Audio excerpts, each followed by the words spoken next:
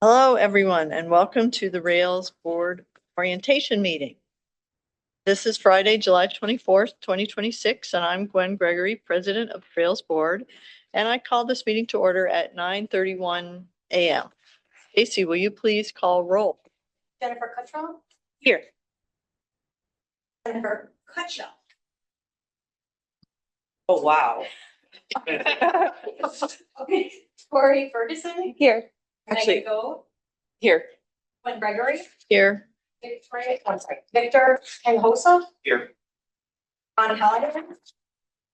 Rebecca Hunt. Here. Amanda Kowalski. Joanna Merrick. Here. Roberta Parks. Here. Emily Porter. Here. Carolyn Sennett. Karen Wojcik. Here. Catherine Yankowski. Here. We have four. Thank you.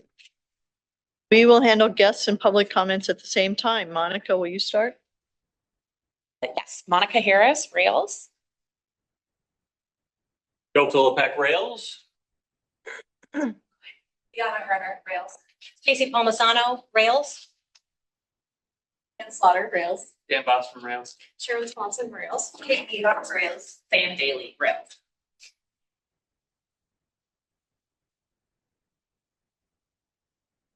Oh, Alan Leah, Rails. Are there any public comments in Burr Ridge?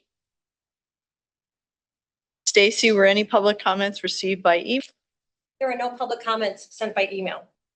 Thank you. Next is Monica with the welcome introduction. Well, thank you, Gwen, and thanks all of you for being here with us this morning. We are so pleased to have this time to talk with you about Rails and sort of generally what we do here. We are going to start with introductions today, and this is just really an opportunity for us to get to know a little bit about each other. Just in terms of introductions, we're going to stick first to the board at the table here, and then we're going to do a little brief slideshow to talk a little bit about Rails generally, and then we will also have the opportunity to introduce you to some of the Rails staff that are here with us today. You can see them sitting at this table next to us, and we'll get to know a little bit more about your board process after that. But we are going to start with introductions. I think what is a great option if you're willing to do this is to share your name, the library that you represent, a little bit about your background, including what brought you to the Rails board, because people come for all types of reasons. And I will just start to say that my name is Monica Harris. I'm the executive director here at Rails. I have been with Rails since 2020 and in the position of executive director since 2023. Previous to that, I've got about 20 years of public library experience. I was, before I came to Rails, the executive director of the Schaumburg Township District Library, and started my career in youth and teen services in public libraries. I love Rails because of the varied work that we get to do for libraries of all types. It is really interesting work and I think very impactful work, and I'm very excited for the opportunity to work with all of you. I'm going to pass it over to our board president, Gwen Gregory. Welcome, everyone. I'm Gwen Gregory. I am the board president for a little while longer. I'm also the academic libraries representative on the board. I was just reelected. I've been academic library 2022. And then I also was the academic libraries representative from 2017 to 2020. I work at Northern Illinois University Libraries, where I'm the associate dean for collections management. And I've worked in academic and special libraries for a long time in different states in Arizona and New Mexico and Colorado before I came to Illinois in 2027. So I have been around since Rails was started and even with the systems before Rails. So I know how very important all the services that Rails provides are to all types of libraries. And so I try to advocate both for academic libraries within Rails and then also to let academic libraries know what kind of things Rails does for them. So I'm happy to be here and be continuing. Catherine? Hi, everyone. I'm Catherine Yankowski, Vice President of the board. This is the beginning of my 5th year. My first term was 2 years, so this is my last year on the board. This is the first time I've been on the Rails board since Rails inception, but prior to it, I was on the PALS library board and part of the merger design team that formed Rails, and so I'm really excited to be here for the 15th anniversary of Rails. Such important work that the library system does, and just really grateful to be able to help support, the executive team and the team at large for the patrons across the top half of the state. So prior to being in a special library, which is the seat that I sit on, I've been in special libraries for about 5 years. Prior to that, I was in public libraries serving as deputy director and in the management teams of public libraries in Will County. And then prior to that, in a school library in Kankakee County. So I started as a page about 30 years ago and just really appreciate every position and in every library. And again, happy to be here and part of this team. So thanks. Hi, everyone. My name is Victor Hinojosa. I am the president of the Joaquin Library. Like I mentioned at dinner last night, I believe I'm the youngest president of the Joaquin Public Library at 19. And well, right now being on Rails for the first time at 19 years old. So, youth representation is very important to me, being able to showcase that even though we are pretty young and I'm pretty young, right? There is this momentum for being able to be in public service, right? And representing the ideas and the passions that my generation has and trying to build that generational bridge that goes into that understanding that the generations of the past have very similar ideas as generations of the future, right? And that we could find ways together to build that. So that's one of the reasons why I'm here, right? Other than representing my hometown, Waukegan, Illinois, which I'm born and raised for the last 18 years of my life, 1 year stuck in Houston, because my dad just loves Houston for some reason. But that's a little bit of like the library aspect for me. I grew up a lot in the libraries since I was younger, since I was young. My mom, as I mentioned, also last night, was like, do you want to be outside or do you want to read a book? And I'm like, you know what, I'll pick up the book. And that's where that really started from there, right? And my passion for reading and being able to understand different ideas and cultures similar and different than my own has been a very fundamental part of me since that inception, 16 to 17 years ago, right?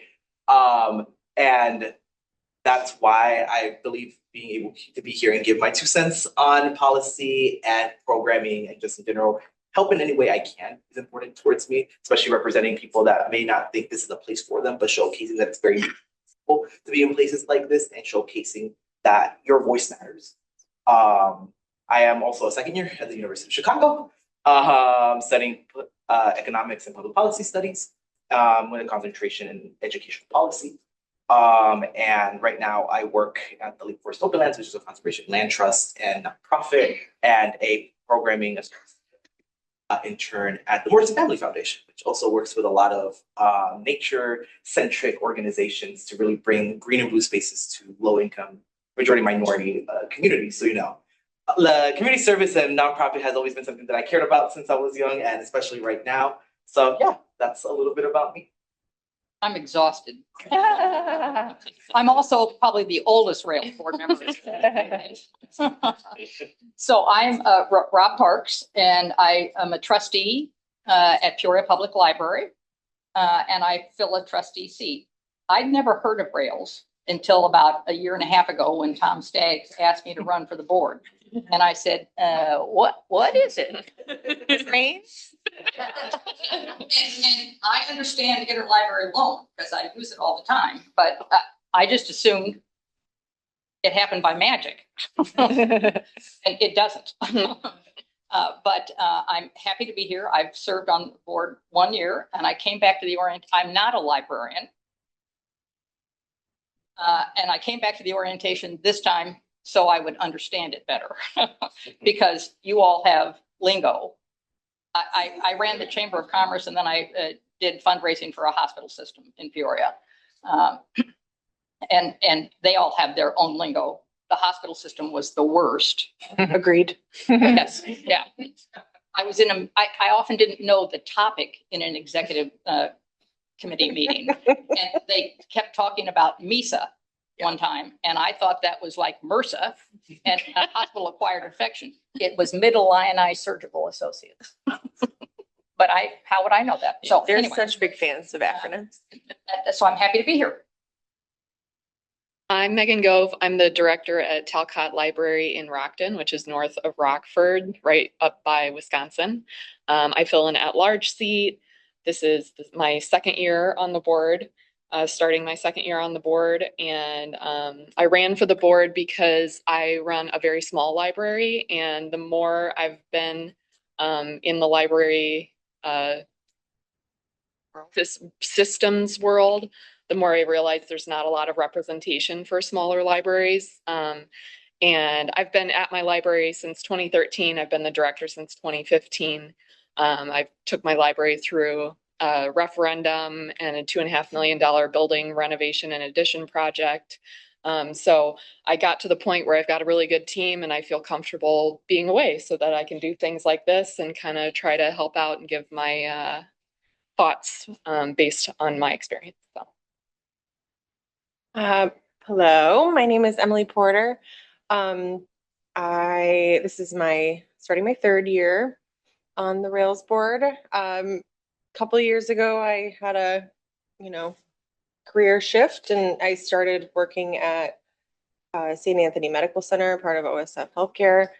So I am a medical librarian. Prior to, I did about 17 years in public libraries, from CERC to youth services to directorship. So kind of ran the gamut with that, and I'm trying some new things. And I also work with pretty closely with a college of nursing, so I get a little bit of academia in there too. It's pretty fun. Yeah, I wanted to serve on the Rails board, similar to Megan, just because I feel like it's a lot more convenient for suburban library people to come to these meetings, and it was important to me to have a wider range of representation on the board. So I'm happy to be here. Karen Boydick. I believe this is my last year on the board. Serve a public seat. I am a board member at the Shorewood Troy Public Library, which is down by Joliet. I've been a board member in that library for a gazillion years. I don't remember when I wasn't. I'm also a big member of their friends group too. So I do a lot at the library. I've always done a lot at the libraries or anywhere my kids were. They did a lot at the library. We always did story time, and then the librarian said, I'm the board. And then I was on the board, and then she's like, why don't you join Rails? And so I did. When my kids were in school, I was always in their school, and the principal said, why don't you teach? So people, kind of push me into different positions, but I really like it. I've enjoyed my time on the board, and I'm really looking forward to this year. It is there's just so much that this board does. The law part of it is very, very interesting to me, the different legal aspects of things that are going on, and the delivery is very important too, but it's the legal aspect that really opened my eyes to how much power people can have when they band together and really try and get something done, which is really cool. So I hope everybody new on the board enjoys. Good morning, everyone. My name is Rebecca Hunt, and I represent Cal Public Library. I am a board member there and currently president of that board. And prior to my retirement that started last year,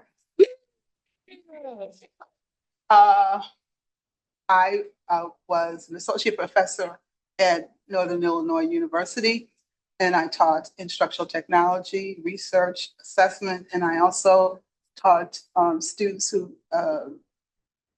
librarians who came back, or teachers who came back to get their librarian endorsement on their license. And I was at NIU for 15 years. And prior to that, I was an elementary librarian. I was a junior high school librarian, and I was a high school librarian. Oh, I You think gotta try them all. Which one was your favorite? high school. High school. Yeah, I still do, did enjoy reading story out to the elementary. You know, it's so good. Emily's lucky to have you on our board. A lot of experience. Yes, so, so that's what I did, but, I wanted to continue my work. I didn't say my work, but just work to help out with reading and, being able to be a part of an organization that, is looking out for students. Because I've always felt the kids, they suffer from the decisions that we all make, and just as a whole, just generally, we don't get enough books. I want to see books in book bags. I want, those kinds of things. And so Emily asked me to, Not me. Emily Faulkner. Emily Faulkner asked me to run for the Rails board. And so I told her that I would. So I'm really glad to be here. I've met people that we have very strong connections, very odd places. So yeah, that's who I am. And you could call me Rebecca, you could call me Becky. It either is fine, whatever you're comfortable with. So yeah, there I am.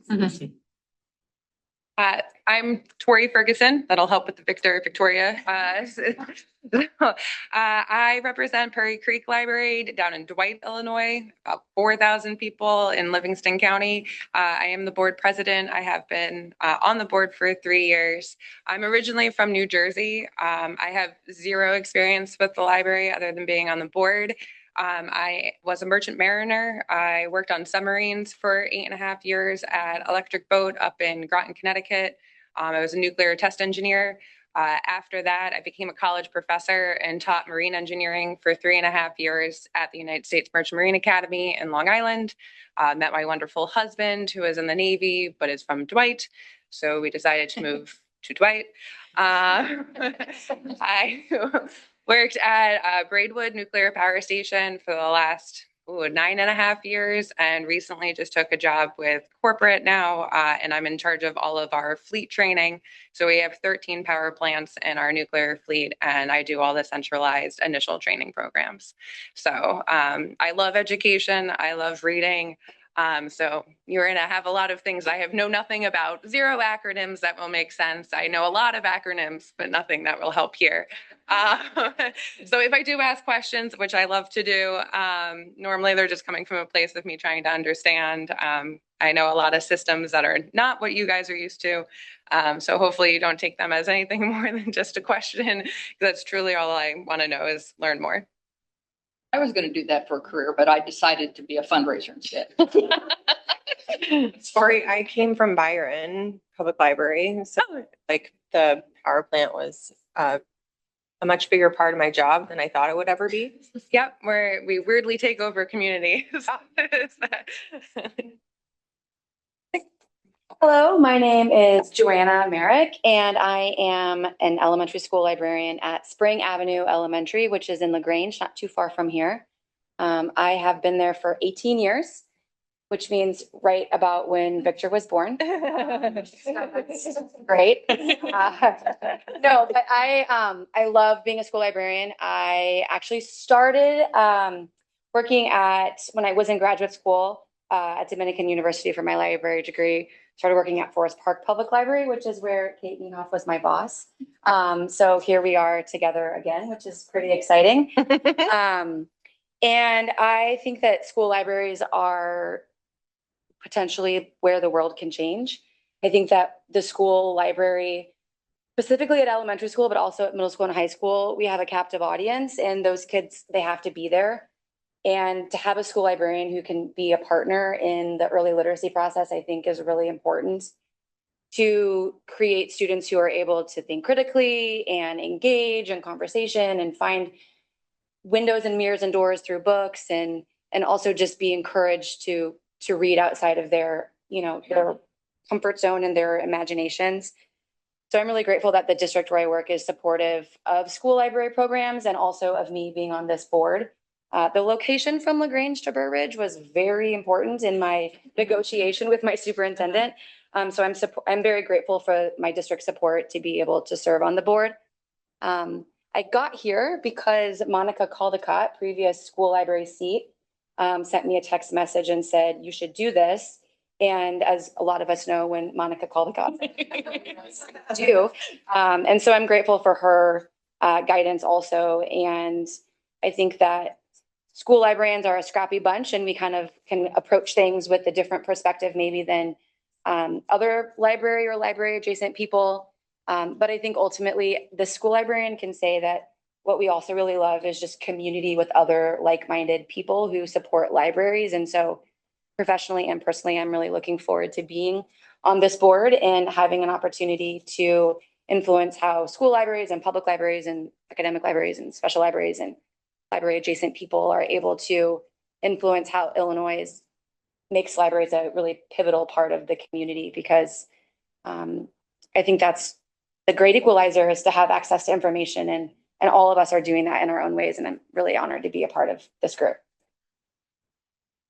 My name is Jennifer Cottrell. I go by Jennifer and Jenny with an IE interchangeably. And since we have determined that my name is incredibly similar to Jennifer Cottrell, I will be going by Jenny on this board. I hate that so much. I have worked in libraries since 2011. Prior to becoming a librarian, I had a 7-year career as a public high school English teacher. I got burned out working with the captive audience of students who had to be there, and jumped ship to work with people who wanted to come in and get books. I also have a sister named Emily who was a librarian. I looked at her and said, "You're happier than I am. I am going to switch to become a librarian." I have been at Midlothian Public Library since 2013, first as the teen librarian, then as the youth services manager, then as the adult services manager, and now as the director. I really believe that libraries work together best when they work together. I was saying last night at dinner how I get frustrated with Illinois in its uniqueness of being so focused on local control. And I think that anything that we can do to get libraries working together, that's my passion. And that's why I ran for the Rails board. I spent 6 years on the SWAN Consortium board and really had a great experience working to connect those 100 libraries. But most of them are public libraries. I have an interest in all library types. Certainly as a high school teacher, I work really closely with our school library media specialist. Before I came to Midlothian Public Library, I had a brief stint as an adjunct librarian at Prairie State College. So I have an appreciation for what academic libraries do, if not a deep understanding. So I was really motivated to get working with multiple library types. And that's why I ran. I'm also active in ILA. I'm the chair of the Illinois Public Library Standards Committee and a new member of the Directors University Committee. Thank you all for these introductions. I think you can hear as we go around the table that this is a very impressive group with a really strong variety of experience, and we're really excited to have all of you on board. I will say personally that especially over the last few years, Rails board elections have become increasingly competitive. And it was really exciting to be able to see you all as you came on board and to see what you have to bring to the Rails board. And we're really thrilled to work with you. We're going to go through a brief slideshow. For some of you who have been through this orientation before, this was originally conceived as a video that was made by our communications department. So you'll hear some of the same language and see some of the same graphics, but we've just had a couple of changes since the video was originally created in 2023. And so you'll see some things that are similar and some things that are different. So we developed the introduction again to just help board members learn more about Rails, Illinois library systems in general, and then service on the Rails board. It can also serve as a good refresher for all Rails members. What you can see here in the board packet that you have, we're going to go through all of this afternoon, but there are some things that I'm going to reference even just during this initial piece that might speak to some of the things that you'll see here. There's a very helpful sort of table of contents that Stacy put together that's right in front that will tell you where all of these things are along with the tabs. One thing I will call your attention to that was sort of referenced by some of the introductions is we use a lot of acronyms in libraries. Some people are familiar with them, some people aren't. We try very hard not to just use the acronym, but there is a Rails board acronym glossary in 4.3, which can be helpful as you're going through, or if you hear something once to go back and take a look at it. And if there's anything that we notice isn't in the glossary, we'd like to add it for future editions. So we'll take a look at that as well. Okay, so with that, first, we just want to share a little bit of history about Rails. Prior to 1965, there was a very little cooperation between libraries in Illinois. As Jenny mentioned, local control is sort of the name of the game in Illinois when it comes to local government. And this all changed in August of 1965 when the Illinois Systems Act became law. There is a copy of the Illinois Systems Act in your binder if you really want to get into the nitty-gritty of the law. That act also led to the creation of library systems. So by July 1967, there were 18 public library systems in Illinois. And then in 1983, the System Act was changed to recognize multi-type library systems, which are systems like Rails, which cover more than just one type of library. So public, academic, school, and special. That by 1990, all Illinois library systems were multi-type except for the Chicago Public Library System. So the number of systems decreased over the years, and there are now 3 systems in Illinois. So on July 1st, 2011, Rails was formed from the merger of 5 systems in the northern and western parts of the state. I'll show you a map in just a little bit so that you can see it. You may have noted by that date, that means that this month we are celebrating the 15th anniversary of Rails. So we'll be talking a little bit about that through the whole year, but that is based on this piece that we're sharing with you now. So the Illinois Heartland Library System was formed from the merger of 4 systems in the southern portion. And then the 3rd system is the Chicago Public Library System, which does include the main Chicago Public Library building and all of its branches. So Rails serves libraries of all types across a 27,000 square mile area. If you look on the screen, you can see that green area there is all Rails territory. That includes academic, school, and specialized libraries in the city of Chicago.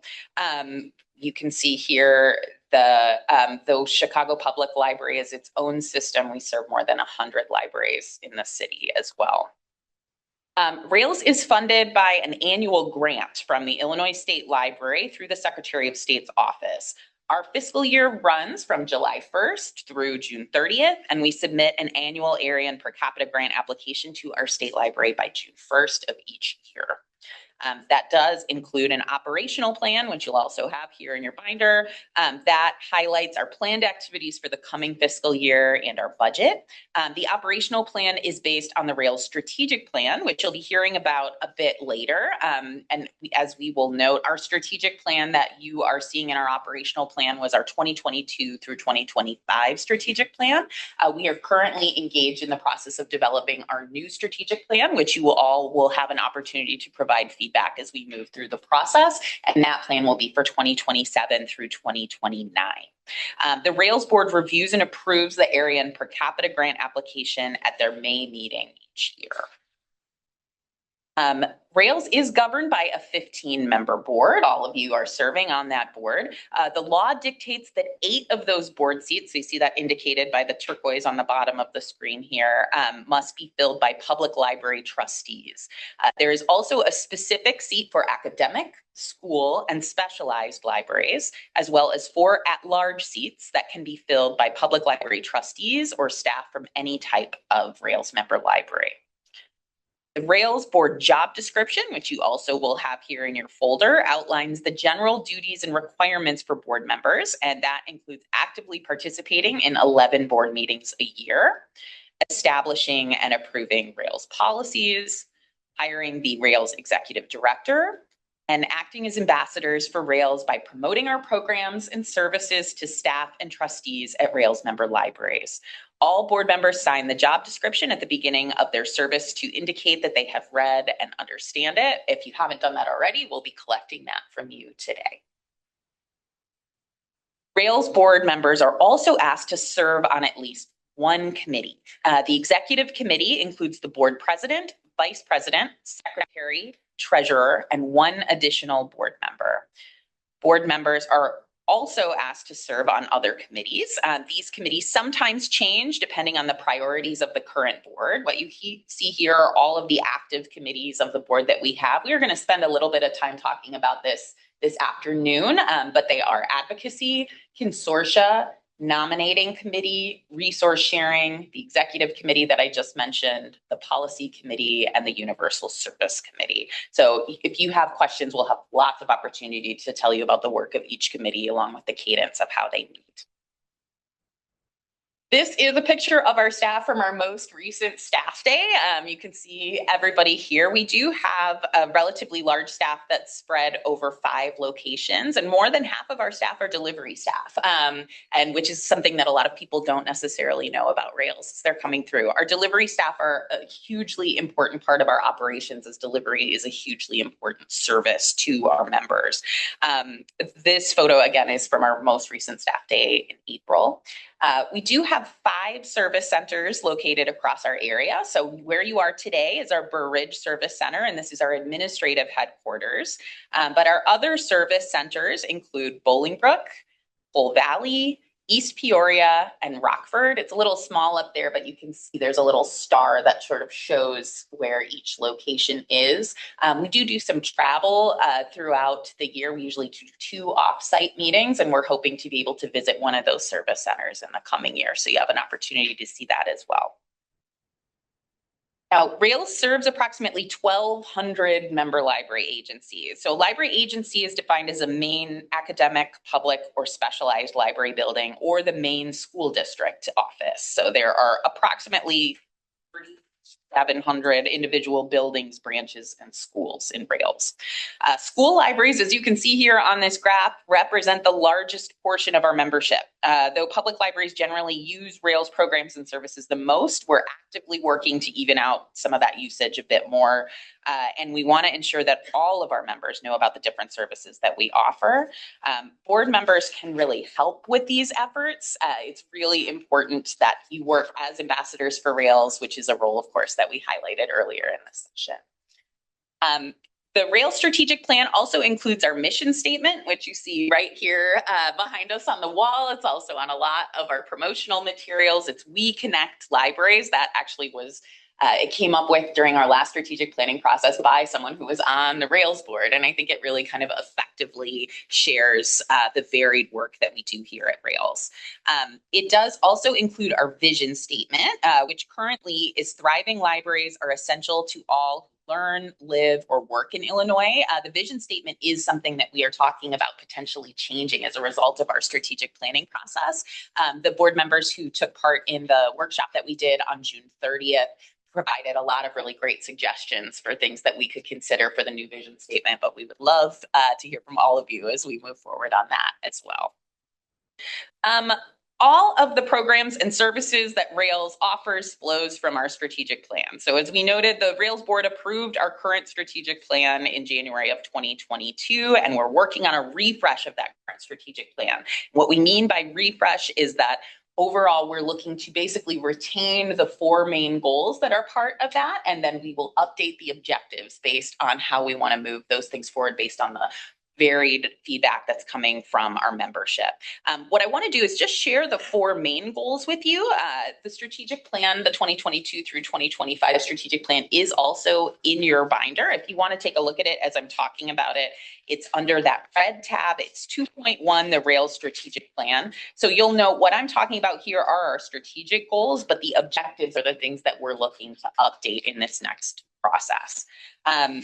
So the first goal is Rails provides leadership in ensuring sustainable, equitable resource sharing for all member libraries. That goal includes a variety of resource sharing initiatives. It includes delivery, which may be our most well-known service. It includes networking activities because Rails considers it important to share knowledge and best practices as well as library materials.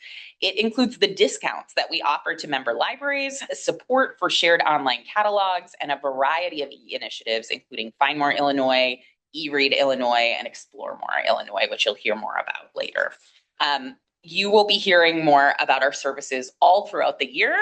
Each month at our board meeting, we have a service of the month spotlighted. So you'll get to hear in more detail directly from the staff who are working on those initiatives, what they're like and what they're working on.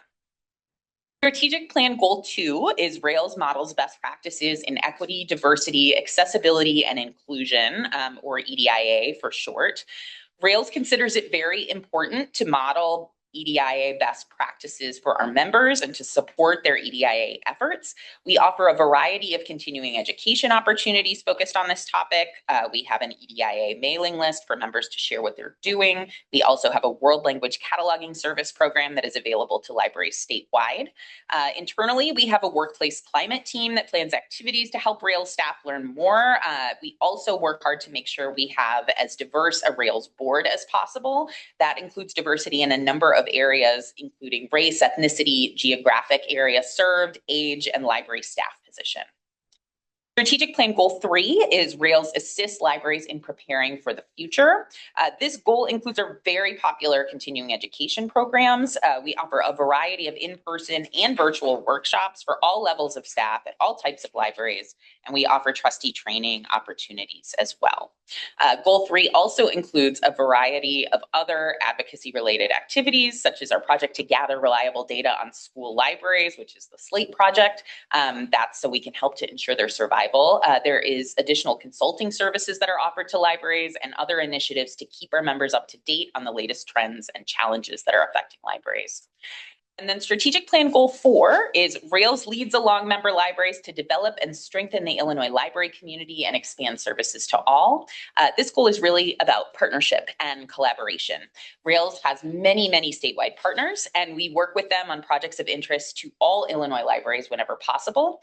Goal 4 also addresses the need to ensure that libraries of all types and sizes know about the programs and services Rails offers to benefit them. It also includes our efforts to achieve universal service in Illinois. So you may or may not know this, but there are currently over 1 million Illinois residents who do not have access to public library service, and we would like to see this change. So that sort of concludes our very brief introduction to Rails, what it means to be a member of the Rails board. You will be hearing much more about all these topics as your service on the board continues, and I'm always available to answer any questions that you might have. Do you have any questions right now before we move into staff introduction? All right, I am going to pull this off of the screen and I'm going to pass it over to Joe to begin our introductions of the staff. Okay, good morning, everybody. It was so nice to meet some of you last night. But I'm Joe Philippek. I'm Associate Executive Director here at Rails. I've been with Rails approaching 13 years. Most of that time I was spent as Director of Consulting. In my role as Associate Executive Director, I have brought oversight over delivery services, library programs and services, and continuing education consulting, and really, I mean, supporting the work of our 3 very tremendous directors in those specific areas. I'm also staff liaison to the Rails Resource Sharing, Rails Board Resource Sharing Committee, and also Universal Service Committee. So I will look forward to working with any of you who are on that committee or maybe joining that committee here in the future. And of course, fill in for Monica when she has taken a very well-deserved vacation. So feel free always to reach out to me when necessary. Prior to Rails, I spent about 10 years working in different management roles at public libraries, including Warrenville Public Library and Naperville Public Library here in the western suburbs of Chicago. And I also serve currently as the board president at the Aurora Public Library. So again, great to see you all and look forward to working with you.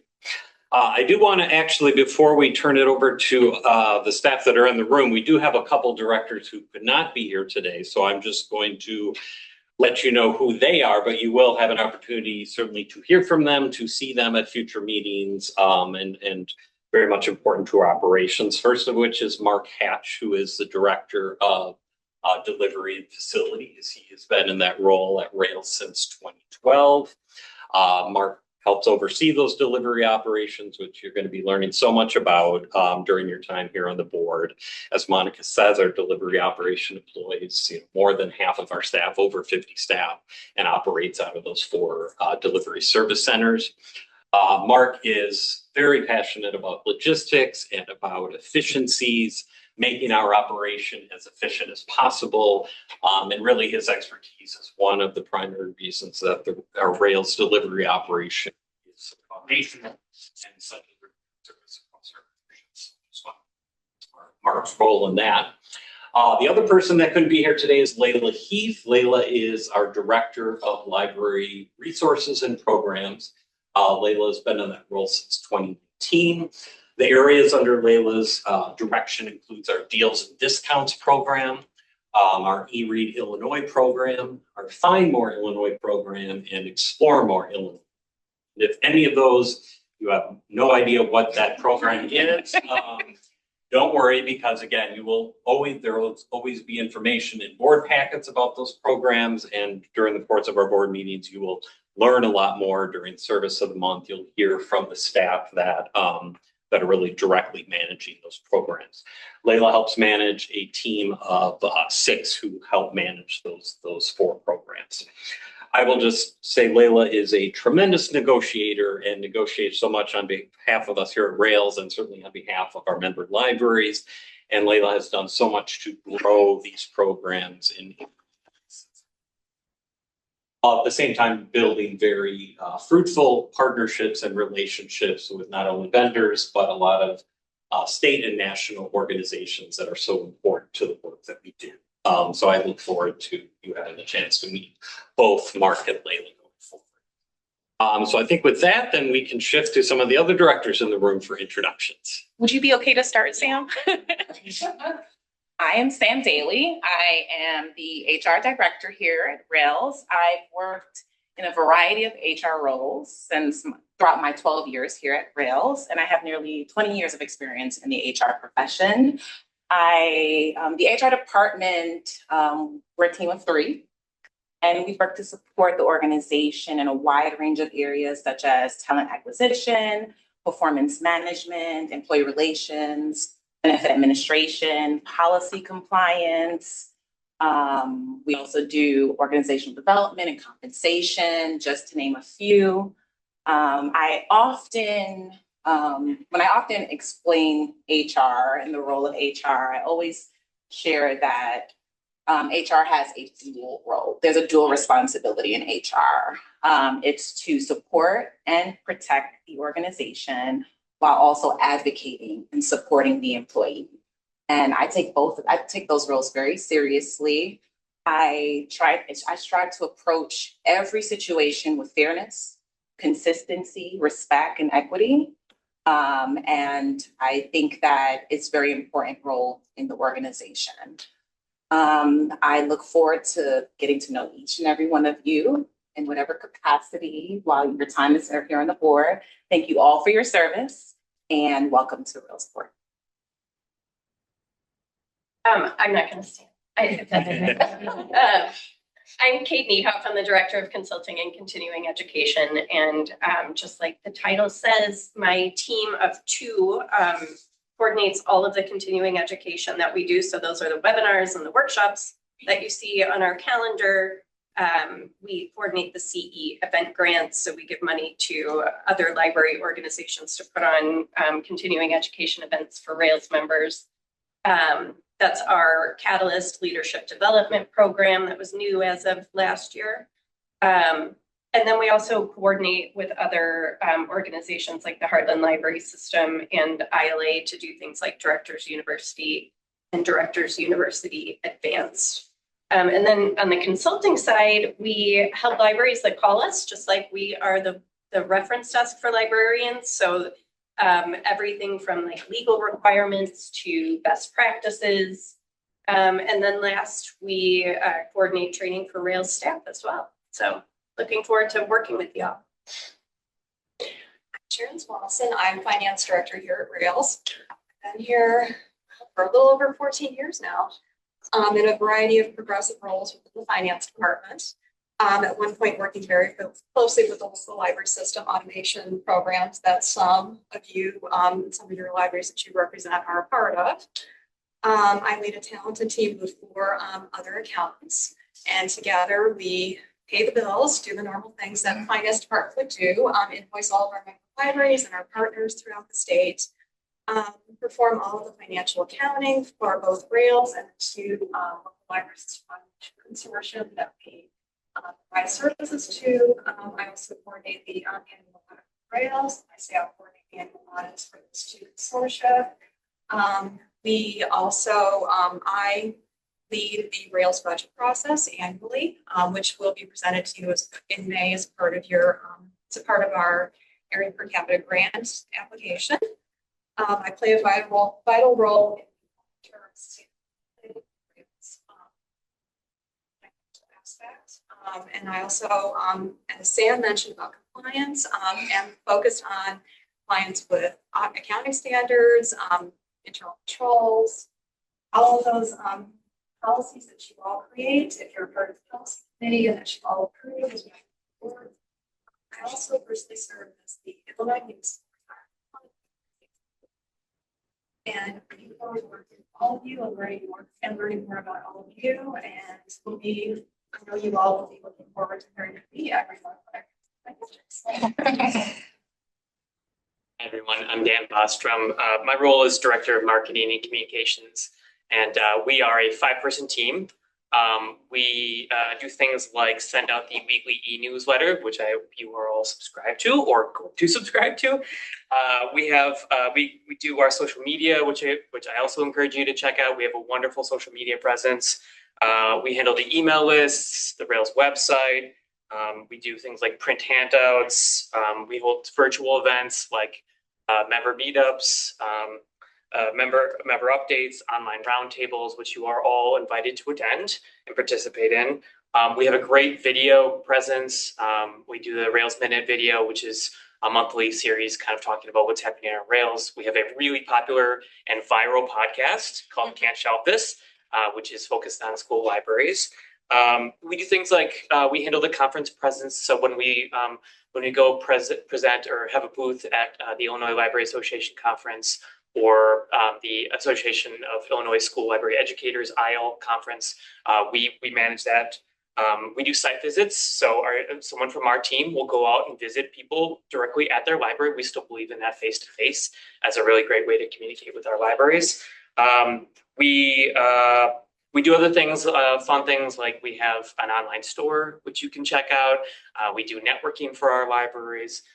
Some ways that you can get involved in our team is we read the weekly e-news. Make sure you know your L2 information. We will, if you don't know about it today, we'll find you and make sure that you do. Sign up for our email lists. Sign up for all the great continuing education that we have in network. Make sure you're following us on social media, like our stuff, share our stuff. If you're comfortable with that, that's great. That really helps us. Watch our videos, listen to our podcasts, all that kind of stuff. So look forward to working with you all. Hi, everyone. I'm Ann Slaughter, Director of Technology Services here at Rails. I've been a librarian for 20 years. Before I came to Rails in very early 2014, I worked in suburban public libraries. well, it's been 7 years. So I oversee 3 departments at Rails and their respective managers. The IT team, they're a team of 5. Of course, they provide our internal IT infrastructure, all of our staff technology that keeps us operating and providing services. And if you need help with your board email accounts at any time, they will be the ones to help you. So they should reach out. The data analysis team is a team of 2. They support our internal organizational data needs, as well as, produce a lot of member-facing reports and dashboards, and have a service presence with our members as well. And then the cataloging services team, another team of 2 people, providing a huge range of cataloging training for our members. World Language Cataloging Service, which is funded by a special grant from the State Library, and a cataloging mentorship partner program with which we partner with Heartland, the Illinois Heartland Library System. Additionally, I oversee the support that we provide to the local library system automation programs that Sharon mentioned. You'll learn a lot more about them next month. So it's like, I'll explain all those acronyms. But we have 2 grant programs that fund them at the organizational level, and then also new members. And I'm the staff liaison to the consortia committee.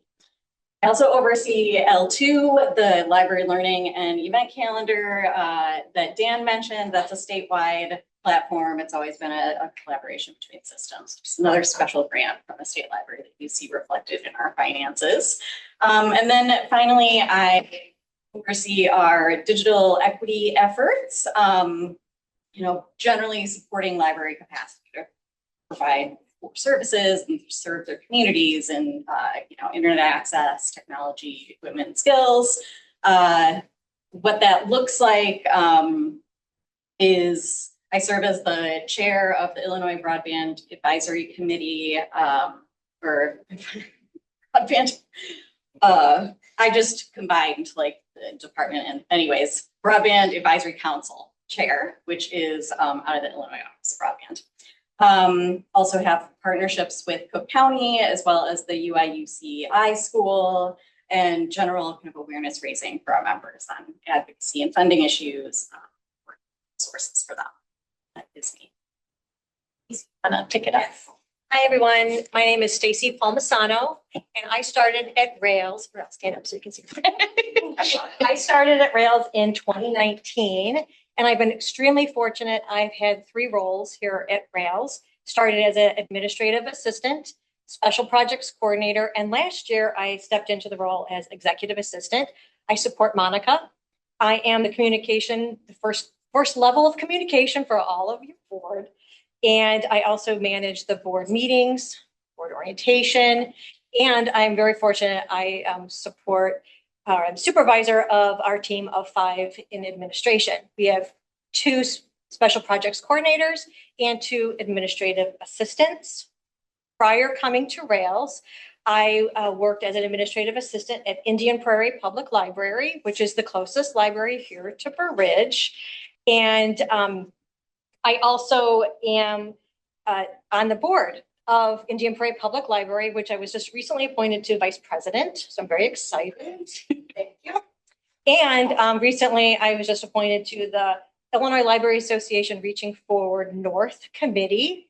I'm very active in supporting library staff. And I think this is going to be a great time to be on the committee to really bring in the idea of library staff to ILA and support staff members in libraries.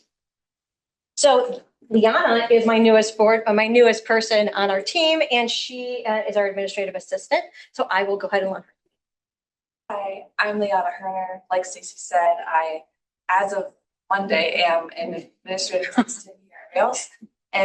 But before I became an administrative assistant, I was an employee of Rails. I started in April 2025. I worked as a sorter at our Bolingbrook hub up until like last week. So like last Friday I was in the warehouse. Trying not to sweat too much, but yeah, so I have a lot of experience working in delivery services at Rails. Really excited to bring that on the ground knowledge of the routes, sorting practices, and all of the different things that have to happen in order for everyone here to get their library loans. I'm really excited to bring that knowledge to the administrative department. And prior to working at Rails, I graduated from Calvin University in 2024 with my bachelor's in writing. And I started in high school as materials, basically a shelver at the Aurora Public Library District.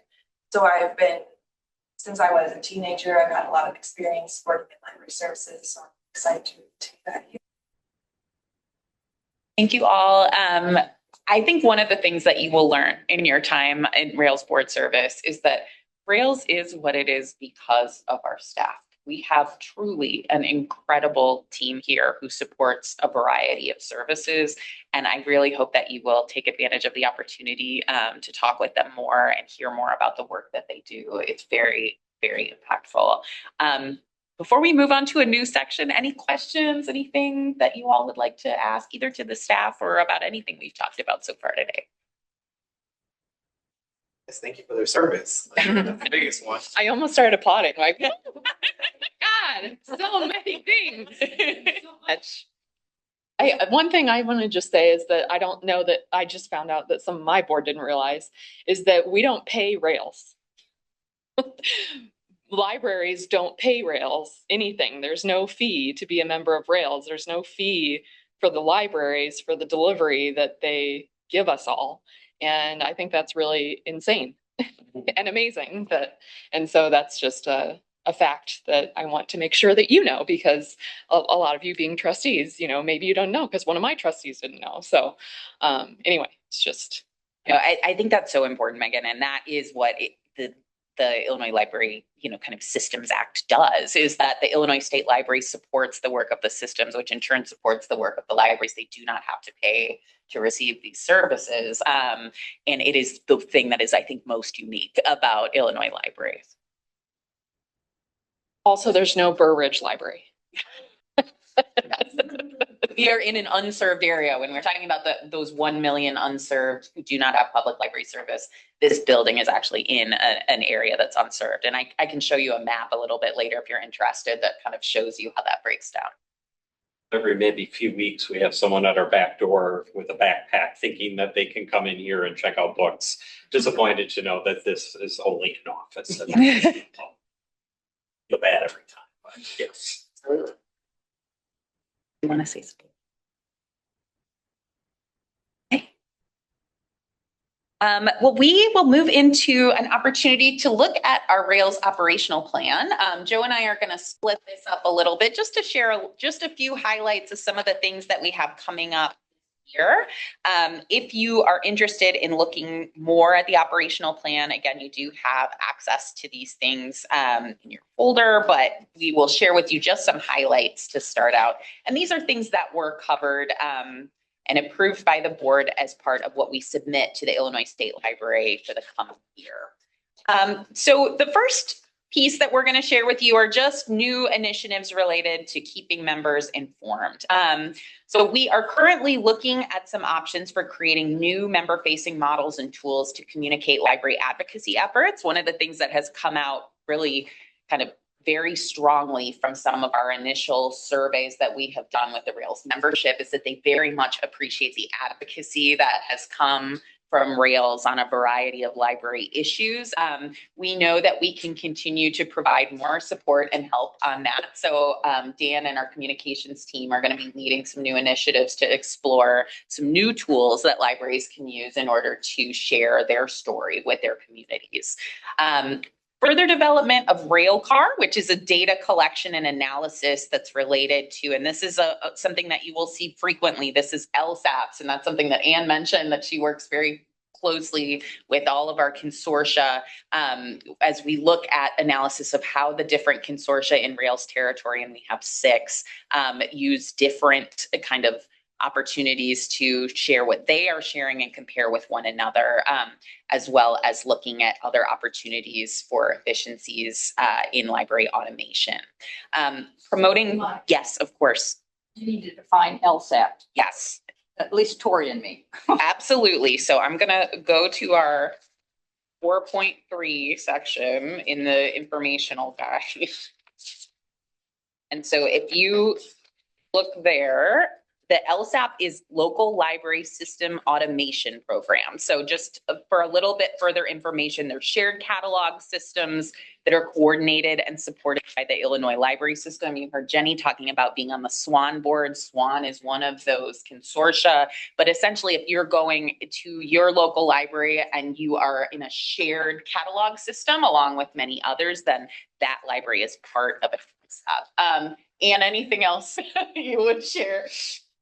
No, I mean, that's probably enough for now. I will go into a lot more detail next month during the service of the month. So yeah, that's good. But we're stuck with the acronym. That's in. And I understand. It's just, I struggle to remember what an LSAP is because I'm not a professional librarian and I don't utilize it every day. Of course. Well, honestly, most librarians would say consortium. Okay. So I would say my an guess is LSAP Tori's equals in the same consortium. situation.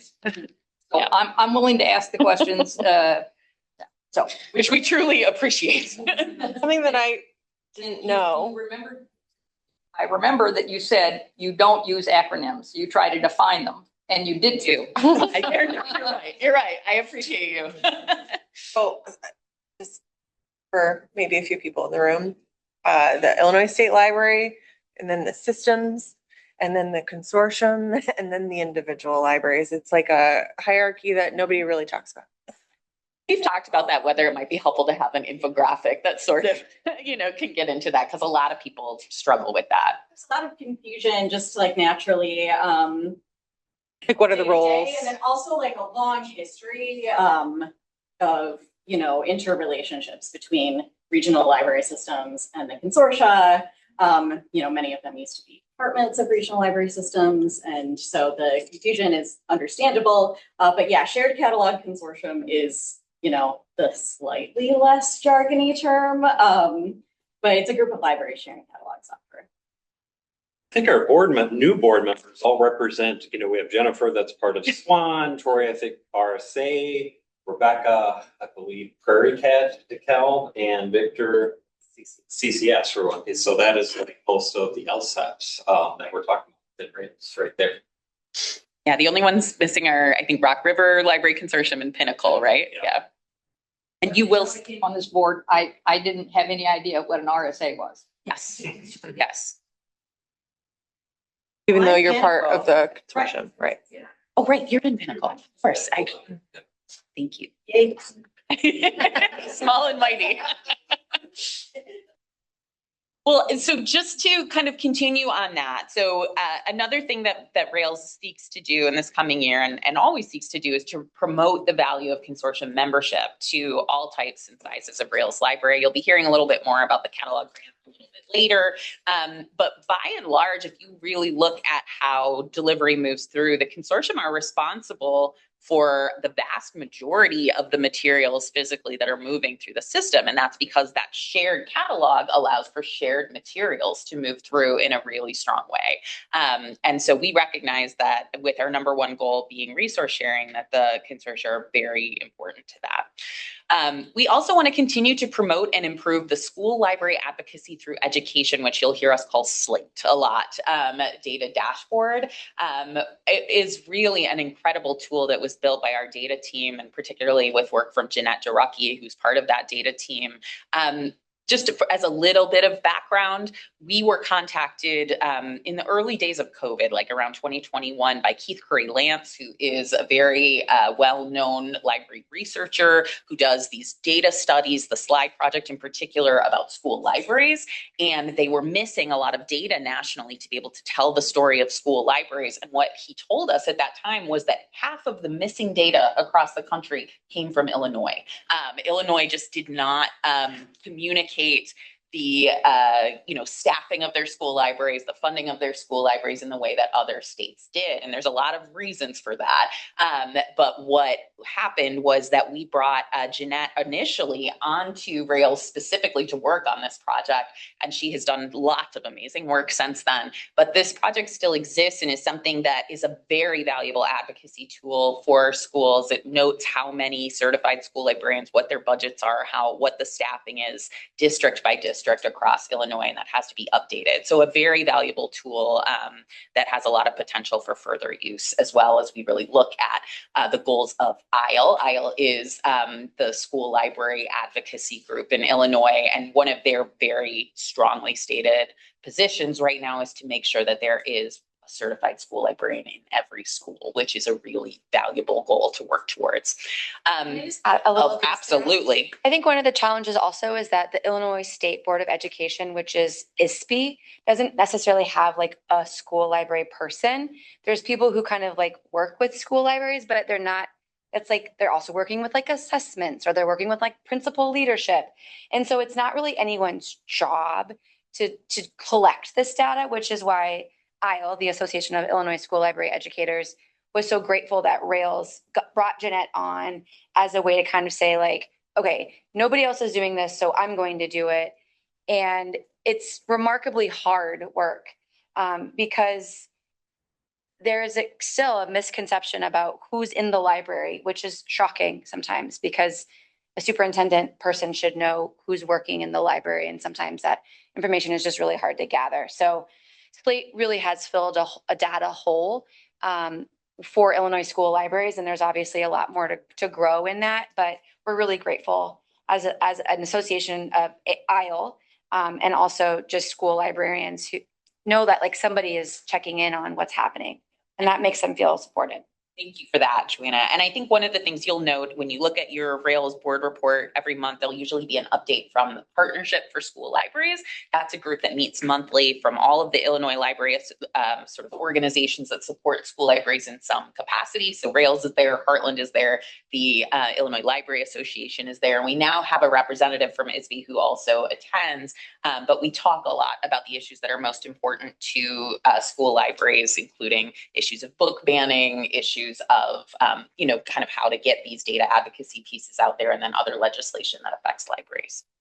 Joanna, you might not know the answer to this, but do you know why there isn't a library department at ISB? Yeah, I don't know. We've asked that before. I sometimes am shocked at how few people work at ISBE. Like, I feel like I will look and say, and I'm like, oh, look, like you're doing that and that and that and that. So I don't know. I know that Wisconsin has somebody who works at like the Wisconsin State Board of Education. That's a library person. And I've like looked at that job description before too, to think like, if we were to ever propose, from an advocacy standpoint, like this is a good kind of comparison. I don't know the answer to that. There's also evidence-based funding, which is how funds are distributed to school libraries. I am not an expert at all in it, but there's also there's a wide variety of interpretation about how those funds should be spent within like the school library allocation. And so I think that's also hard when we're collecting the Slate data, is that different school districts all over the state are interpreting those funds and then interpreting what those funds are asking you to do, which is to have a school librarian based on the number of students in attendance. And so it's tricky because like one superintendent might say, this is what we have.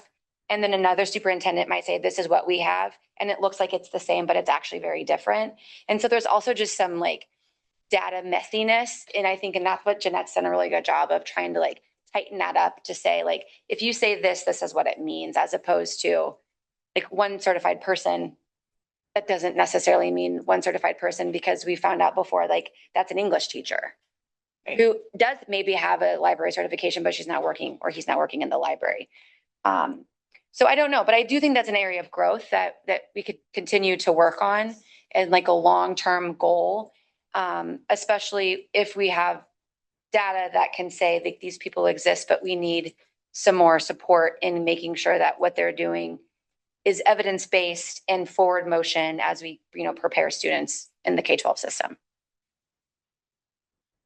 A lot to hear about on this issue. This is also one that continues to see legislative support. There was a couple years ago movement towards having a task force on having a certified school librarian in every school. Unfortunately, that was moved to the ISB area of government, but it is challenging because it hasn't moved forward. But the IL in particular and their advocacy group has been really valuable in continuing to keep this issue top of mind for libraries, and we work really closely with them as we move forward.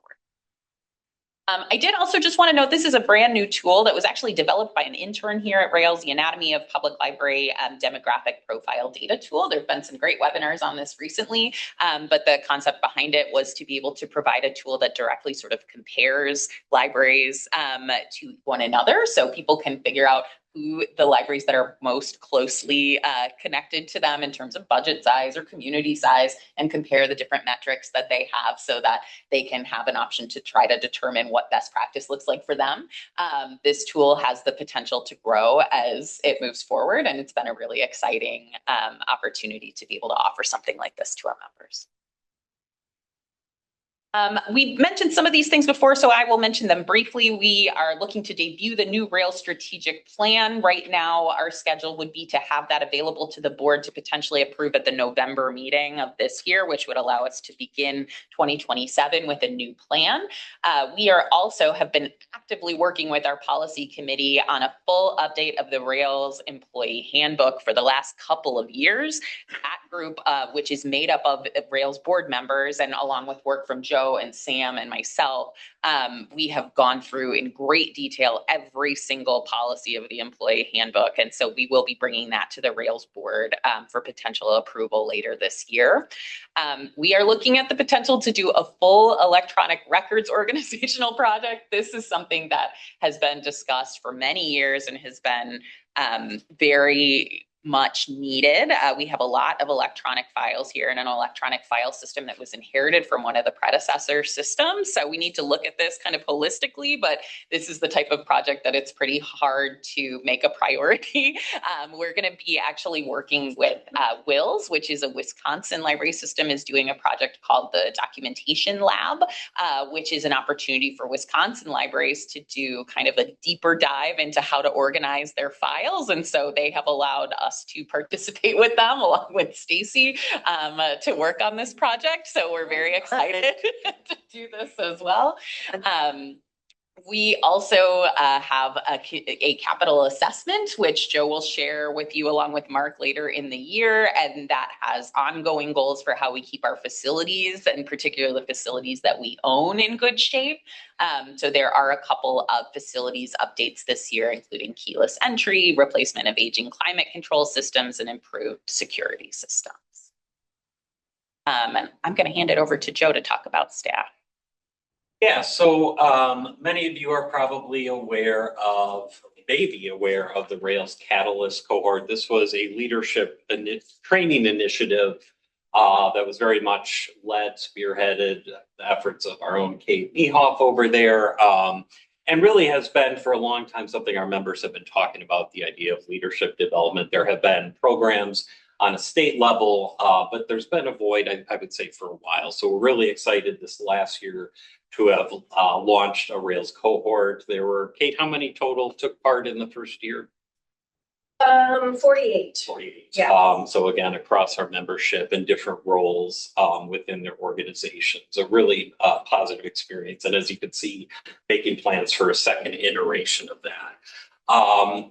Rails Academy, again, hopefully you've learned about this. This is an online training portal through Niche Academy, knowing that so many of our members are looking not only for live webinars, live training opportunities, but to have things that are on demand, you know, as you are onboarding new staff, et cetera, to have those things at the ready available when you need them. So growing Rails Academy and adding to that catalog of really foundational and necessary training for our member libraries.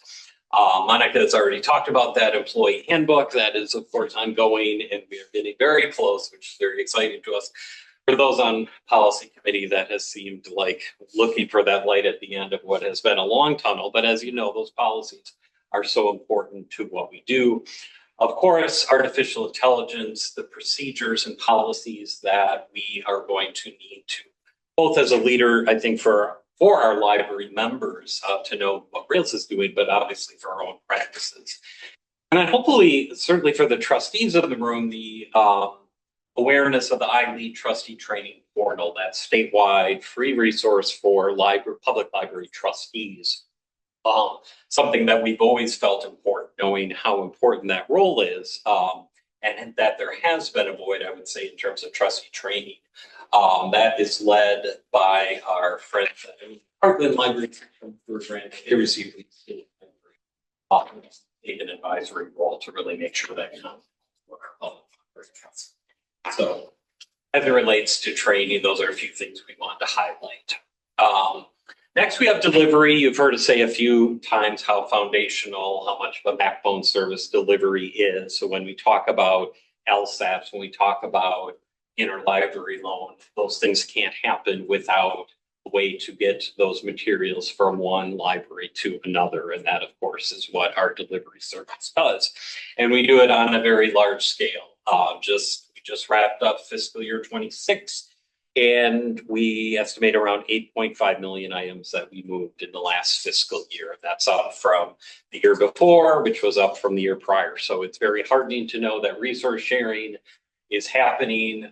Increasingly, people are still loving their books at their local libraries, and we are so thrilled to be able to keep doing the work that we do in this area. So we partner with the Illinois Heartland Library System to be able to move books from across the state. But as you can imagine, when you have 8.5 million items, drive a lot of miles when you have to do that. So we average about 20,000 miles a week. So that means that our vehicles, and we have about 40 vehicles from across our 4 service centers, it doesn't take them long to really accumulate a lot of miles. So as you can see there, our plans in the next year to purchase 11 new delivery vehicles for our fleet for those high mileage vehicles.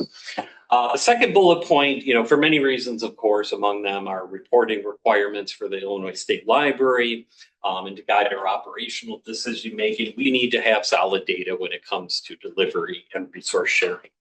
One of the ways we do that, we ask our member libraries every quarter to engage in this kind of manual quarterly delivery count, which is essentially how many things did you put in the blue bins that are getting picked up each day? And then there's more quantity that goes on, but it's really important numbers that we have to capture. And one of the things we've been talking about is, given how much resource sharing, how much interlibrary is done through the LSAPs, through those 6 LSAPs, could we really leverage and use the data available within those systems to give us more reliable and more expansive data? So there is a consortial delivery data working group that was formed recently. This is kind of underneath the consortial board committee that is going to be exploring ways to kind of expand what we can do in terms of delivery data, just knowing how important that is for us. And then the last bullet point, we are charged really in our strategic plan to explore efficiencies all the time related to delivery. How can we do things better, faster, cheaper, et cetera?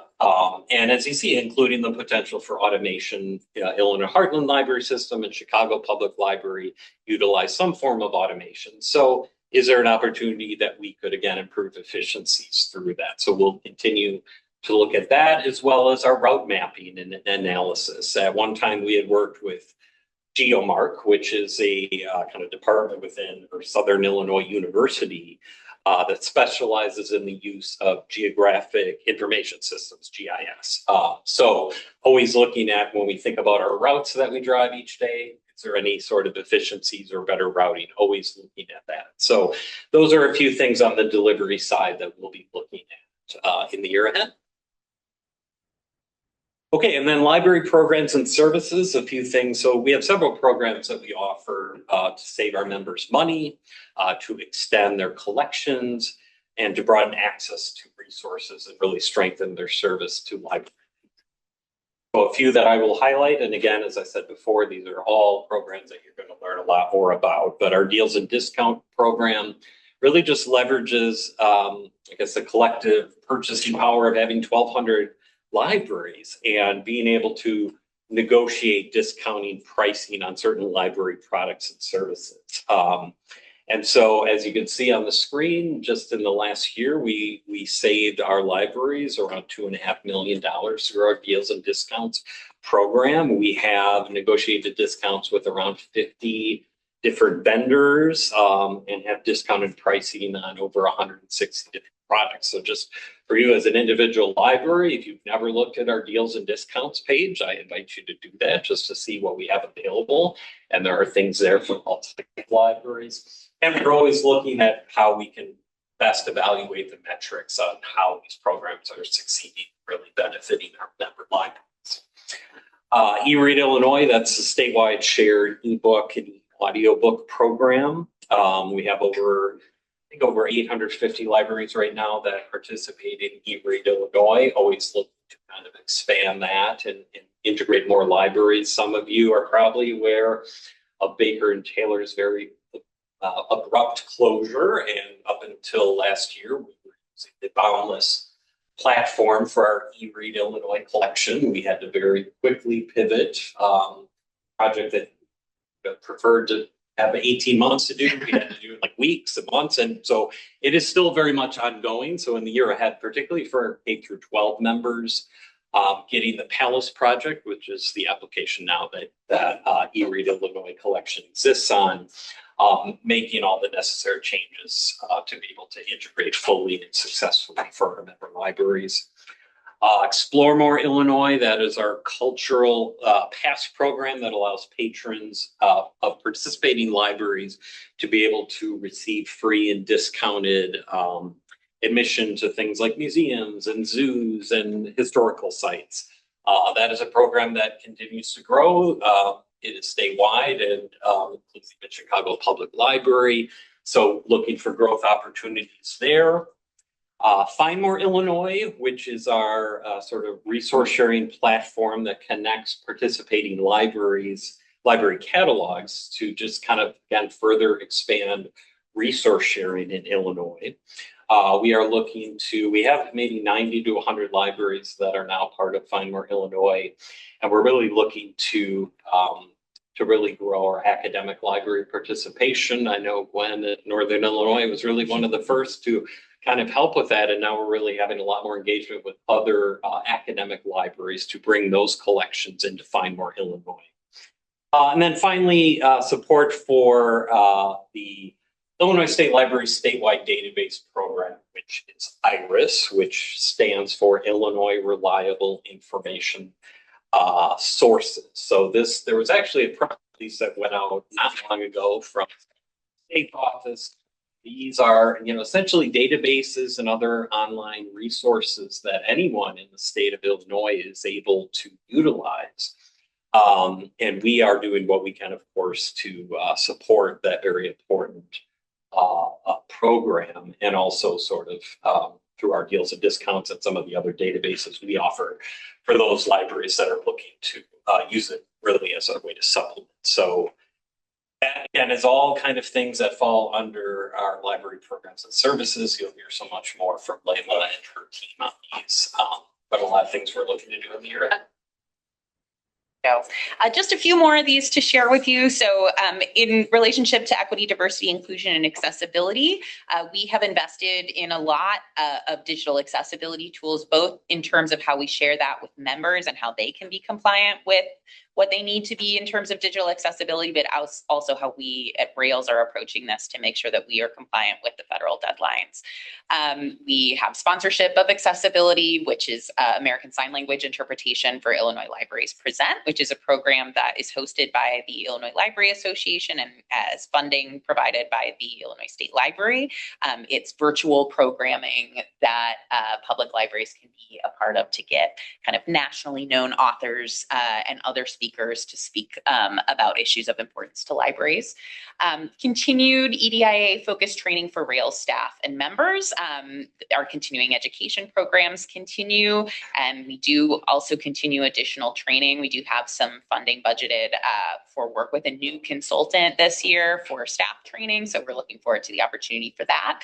And then the addition of assistive listening technology for Burr Ridge. I'll talk about that a little bit this afternoon. But we do have a T-coil, or what some of you might know as a hearing loop that's recently been installed in this room here, which will help with some assistive listening, for those who might want to take advantage of that. So we'll talk about that a little bit later. The print on this is really small, but we'll go through quickly. So advocacy, as I mentioned before, this is increasingly of interest to the Rails membership, but also to the Rails board. This has come up very frequently from the Rails board. It's something that they'd like to see Rails continue to move forward with. So dedicating information sharing and awareness around funding issues related to libraries. That may be federal funding issues like the Institute of Museum and Library Services, but also E-rate. This is something you'll continue to hear more about, but there are not very many federal opportunities for funding that go to libraries, and many of them have been in jeopardy in recent years. Support for sharing information related to the Illinois Library Association and American Library Association's legislative priorities. Every year, the Illinois Library Association's executive board votes on a series of legislative priorities for that year.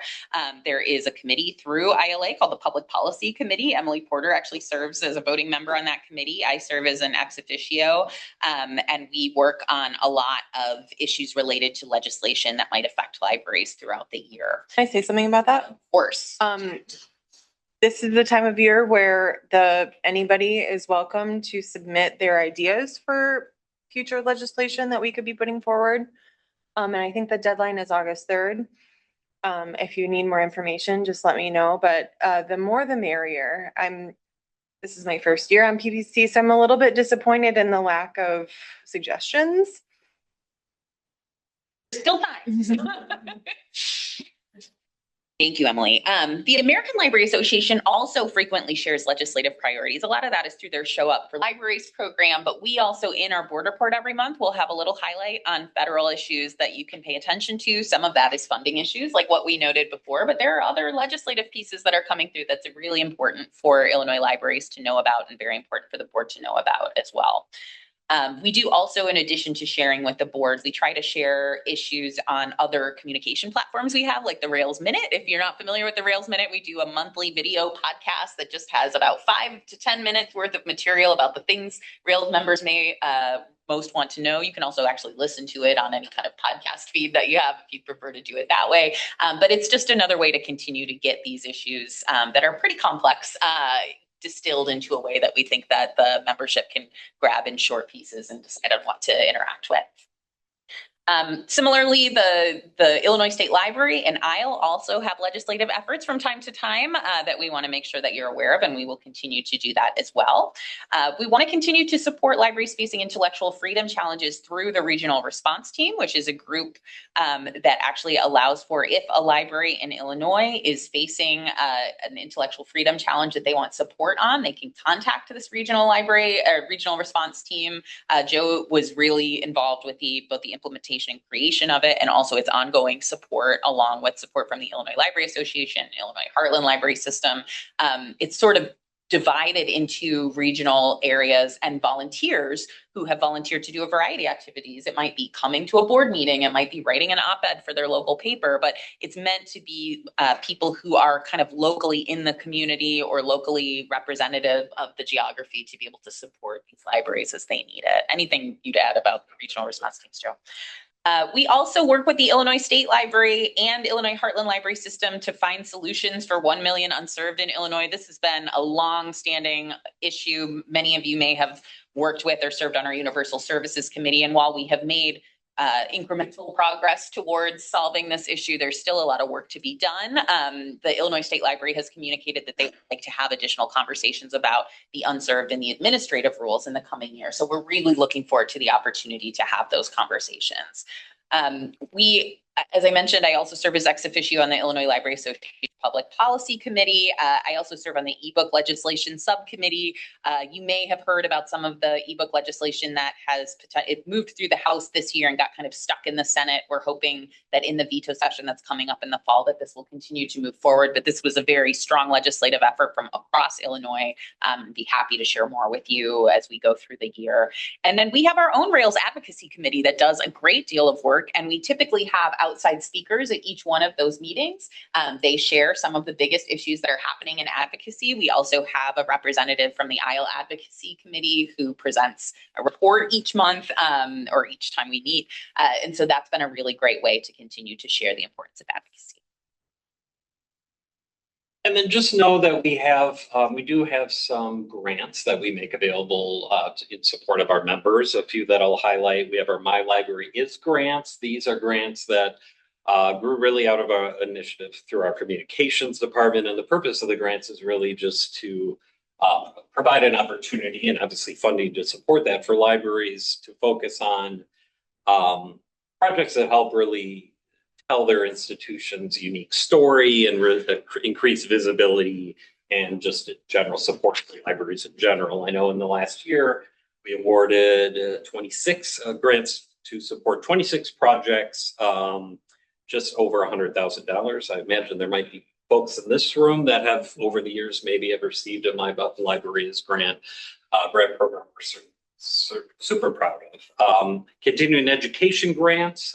These are grants that can be awarded to networking groups or individual or groups of libraries that are looking to put on a training of some kind, maybe a mini conference, bring in a speaker. So a CE grant, as long as that event is in some way open to other Rails members, we have grants to offer support for the expenses of that. And last year we awarded 12 CE grants, over $20,000 to help support some training activities throughout Rails.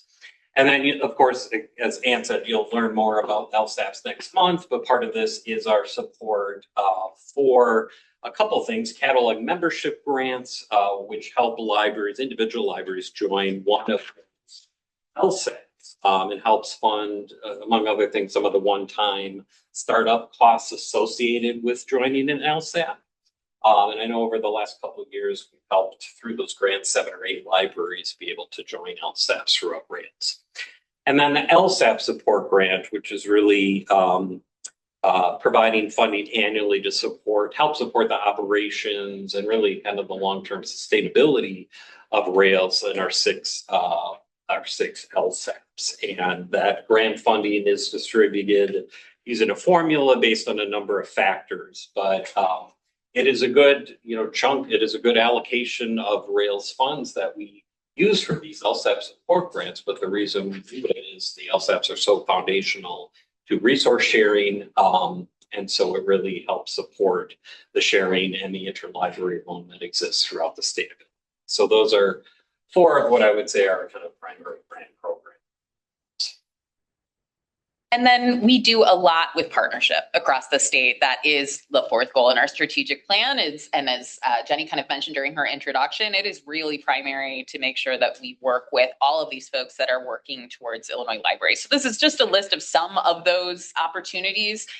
Partnership for School Libraries, I mentioned a bit earlier. That's a group that meets monthly and that is facilitated by Rails. Broadband and digital equity initiatives, Ann mentioned those during her discussion, along with the next Digital Navigator grant program that we have moving forward. There's been a lot of excitement about how we can continue to make sure that libraries have access to these important tools and funds. The Illinois State Libraries Advisory Council is a formal kind of advisory body for the Illinois State Library. I serve on that committee, which meets every other month. Dominican University's advisory board for their School of Information Services. I also serve on that board, but it's a really interesting opportunity to kind of hear from the library school side of things, what some of their most concerns are when it comes to how to train the next generation of library leaders. Have regular monthly meetings with Chicago Public Library, with Carly, who serves academic libraries, and the Illinois Heartland Library System. And we do a lot of active participation on a national level as well, with library staff serving as representatives for various groups. That includes the American Library Association, CORE, which it was a group that was formed from several other kind of subgroups in the American Library Association, ICOLC, which is an interesting sort of internationally focused consortium group that actually is something that serves library consortia, which is very interesting to work with them, as there's not a lot of folks doing some of that similar work that we do. Lyrasis, which provides the Palace Project kind of work that we're doing among many, many other resources for libraries across the country, the Public Library Association, and so there are many more than that, but one of the things we have noted is how Rails has a real opportunity to provide leadership to library services nationally, and we really take advantage of that as well. That is the end of what we have to share in terms of our current operational plan goals and pieces that we're sharing. Any questions, anything that came up from that piece? This project is and like, I don't know, 3 to 4 sentences. If you can. Absolutely. So eRead Illinois is a shared ebook and audiobook program that libraries can opt into. They do pay a fee to participate in that program, but every dollar of the fee that they spend goes towards buying materials that their communities can take advantage of. Rails covers any platform fees. We do all the collection development in-house with Anna Beam, who's our content supervisor. This platform, eRead, used to be housed under Baker and Taylor, which was a publishing company, but they also had an ebook platform. But when Baker and Taylor went out of business unexpectedly last year, we had to transition the program very quickly. We ended up choosing as our vendor the Palace Project, which has gone through several iterations over time, was originally looked at for a variety of sources, but one of the things they were looking at is a potential aggregator for ebook vendors, because you can actually take Overdrive collections and Baker and Taylor collections and put them under one umbrella collection so that you're not vendor dependent. So that was the original idea behind it. So Palace now can operate both as a place to buy directly marketplace material for ebooks, but you can also take an Overdrive collection and host it under Palace. So it can do both things. I don't know if that is clear. Yeah. It's like, sure. Okay. Yeah. So we have 850 libraries participating in our program at this time, and it is statewide because while Heartland has their own kind of ebook platform, it can only be used by the members of their share consortia. So any library from outside of their share consortia, which is about half of the libraries that they serve, that would still like to participate in an ebook platform has the opportunity to join eRead through Rails.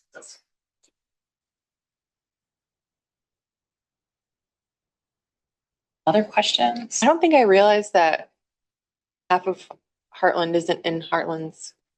Well, and when I say half, that includes a lot of school library, like libraries and school libraries that have that one overarching number, but often they deal with things like consortia very differently. Right.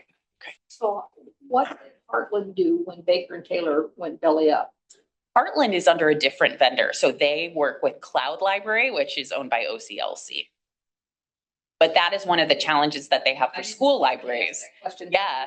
Discussions of all this. Yes, and Cloud Library does not have the type of scoping that school libraries want and need for their collection. So many school libraries have chosen to participate in the Rails, eRead program, but that's why it became very important when we transitioned to the Palace Project that they had a strong school project. So Lyrasis has actually worked on developing that for us, which has benefited several other states that also use that program. Other questions for now? I know we're throwing like a ton of information at you. I promise it will all make sense. Well, if you come back next year to the orientation. Second time's a charm. Well, we're going to transition into the area of where to attend. So this is going to be kind of the nitty gritty, like how to be a board member. So at our board meetings, you will vote on the fiscal 2027 board meeting calendar. That'll be this afternoon. So you'll be looking at those dates. And then twice a year, we travel to various locations throughout our service area for a networking lunch before the meeting. And we invite local members to attend. We'll be talking about that at our afternoon meeting, as well as we've targeted September for a potential opportunity for that. We do need quorums to hold these meetings. We are held to the Open Meetings Act, which means that of our 15-member board, we always have to have a majority who are attending in order to make the meeting move forward. Since Rails covers a very large geographic area, we actually have special dispensation under the Open Meetings Act to allow library systems to permit board and committee meetings to attend meetings by means other than physical presence, which means that people can participate virtually, but there are specifics around that we have to adhere to, and we will explain a bit about what that means. So a quorum has to be physically present in accordance with the Open Meetings Act. That means that you may attend at one of the Rails service centers like Burr Ridge or East Peoria. They will be available for most meetings that we have.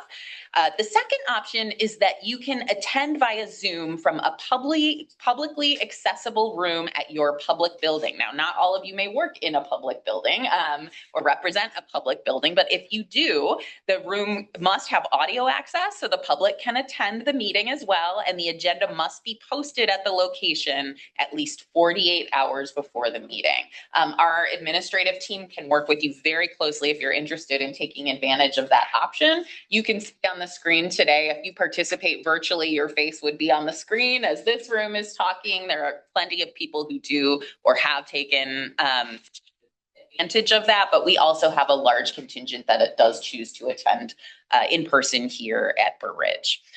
The third option, and this is sort of the least preferred option, is that you can attend by conference call or Zoom from your office or other private location, but your attendance will not count towards the quorum if you do that. So because we're always focused on trying to make sure that we meet quorum, we prefer that you take advantage of one or two. The policy on meetings via electronic means is included in your packet. So if you want to read more detail about what is included in that policy, that is certainly available to you. I do very briefly just want to discuss the topic of board ethics. And for that, I'm actually going to call your attention to the Rails board roles and responsibilities piece that is at 1.3, if you want to look at that. And then I'm going to pull us all the way to the expectations of board directors, which is under number 4. If you're part of our Rails board, this is a new document. We just developed this year, so this may look new to you, but feel free to take a look. This is really just to ensure that we are all following kind of the same ethical practice as we approach our service on the Rails board. So the first is that we are asking you to serve as an active ambassador for Rails within the Illinois library community and beyond. Many of you represent many different types of library service, both at your home library or on certain committees that you serve on.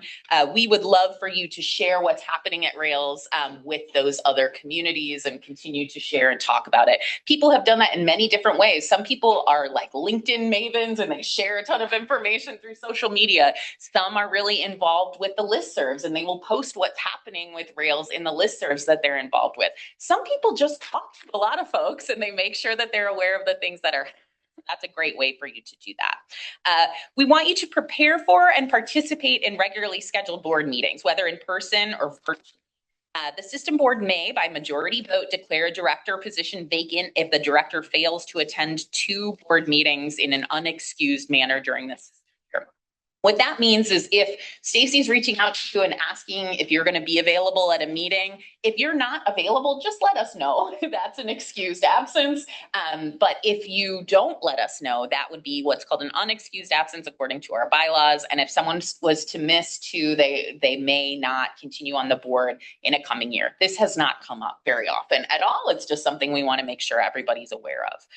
We want you to review agendas, minutes, financial materials, committee reports, and board packets before the meetings. Again, we've been very, very lucky to have boards who are very engaged in this way, but that is something that we'd love to see continue. We ask that you maintain strict confidentiality regarding all discussions, materials, and decisions that are handled during closed executive sessions. That is intended to protect our institutional integrity, our legal privilege, and of course, individual privacy that might be related to anything that would be discussed in closed meetings.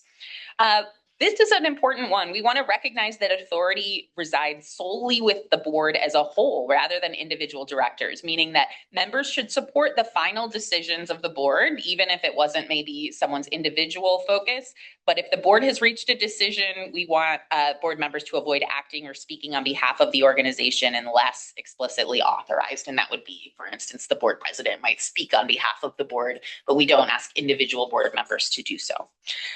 We ask that you adhere to high standards of professional ethics, constructive debate, and institutional civility. Again, not an issue that we have had here on the Rails board, but something that we would love to see continue is that respect for one another and the way that we continue to approach that open communication and trust among fellow directors. We ask that you serve on at least one Rails board committee, as we noted, and expect special assignments when possible, that you bring your member perspectives to the board. Many of you have unique experiences, both in terms of your professional life and your library life, that we want you to share. And so we ask you to bring those experiences and share them in your board service. Keep governance management distinct. The board oversees the executive director, and the executive director manages operations. I am the board's only employee, and so we do ask for that division to remain consistent. We participate in the evaluation of the executive director annually, and other requests for feedback on Rails or the board experience as they arise. We may ask you for your thoughts about how we can make your board experience better, and we'd love if you're willing to share that with us. And then finally, there's a few forms that we need you to complete that Stacy will certainly share with you if you haven't already. And that is to complete and submit the annual statement of economic interest, complete the FOIA and Open Meetings Act training through the Illinois Attorney General's training portal, and complete a conflict of interest form and file with the Rails administrative staff. So we'll be able to tell you more about that as we go. I'm going to pass it over to Stacy, who's going to talk to you about the travel reimbursement. Exactly. So you can take a look at the document that's prior to that, and it's titled Rail Board Committee Members. Has already talked about where to attend and your in-person meeting options.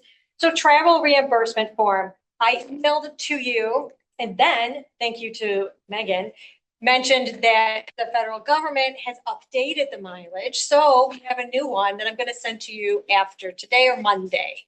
So we're going to use the new mileage form, and you can be reimbursed for your travel expenses to and from your board meetings and committee meetings. So you just have to fill out that form, and also make sure you get your tolls, and you can add that to it, and then send that to me by filling out the electronic form, and then sending it back to me, and I will then process for payment.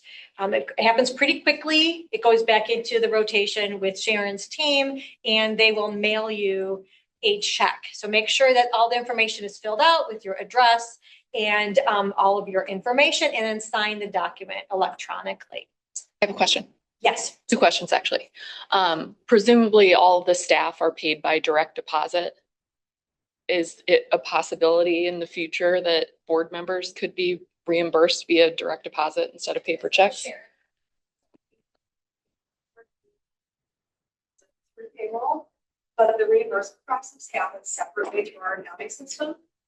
So we are in the process of implementing ACH, and we're using a test case for some of our vendors with that through our accounting system. In the future, that could be an option, but currently is not an option until we get through this test period and get into wider rollout with our vendors. Cool. Could we also be reimbursed for attending Rails events that are like a Rails program, a Rails sponsored program? I think so, but let me look and make sure there's nothing that would say that we couldn't do that. But yeah, I think it's really important to us that our board members attend those events. Since we're asking questions, if I do travel for work, if I was out of state, is there any rule of doing the private out of state? So it would be that third option if you're out of state, which again is the reason why that third option exists, right? So you wouldn't count towards quorum, but you could still participate in the meeting, and we would love to have you. But that's more reasons why, if you can be at one of those locations in person, to make allotments for that. And then when we say public building, obviously I work at a private location, but if I went to my library, yes, that would count. Okay. Exactly. Well, they would have to agree to host you in a public space that other people could also watch with you, like participate with you. And they would have to post the agenda 48 hours. I think I'll probably just go to the library. And fortunately, we're behind badge doors. So no matter where I work, I'm not public. Yeah, But no, the same. library have to agree to do that. Oh, the library, yes. My librarian's all on board. We have worked with several libraries to do that for our board members and we can continue to. So I work at the hospital. Obviously, that's not public. So I usually go next door to Rockford University. The director there knows me.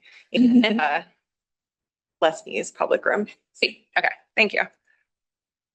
I'll add to that is when I send an email out 2 weeks prior to the meeting, I'm asking for your attendance. And it's a survey. So the survey, well, you have to just choose your location. Could be a Rails facility, like Burr Ridge or East Peoria. And if you're not, then you just let me know where you're attending. Because it does, that location has to be on the agenda as well. Okay. So then you'll receive the packet and then that agenda is posted at your library 48 hours in advance. So as Emily or Megan said, that the public has to have the opportunity to come into that meeting space. And if they have a public comment, they need to have the opportunity to say the public comment. So you have to have the facility, the IT, the technology to have them listen to it and as well have audio to speak if they would like during the public comment section. I mean, it will never happen. Just to like, if you're feeling like, oh, no, don't jinx worry about it. Don't jinx it. Yes. Stacy, how soon would you like your reimbursement forms? I would like it as after the meeting that next week is ideal. Okay. Is that too much? As soon as you can. As possible. Yeah, as soon as possible. Like, if there's multiple meetings in a month, Yeah, you could do it that way. That works out very well. monthly would be okay. Yeah. Just not yearly. Personally, not. At least quarterly. I'm just bringing it up. Underlining that they want it ASAP. Okay, so the next agenda item is how to participate and contribute to board meetings.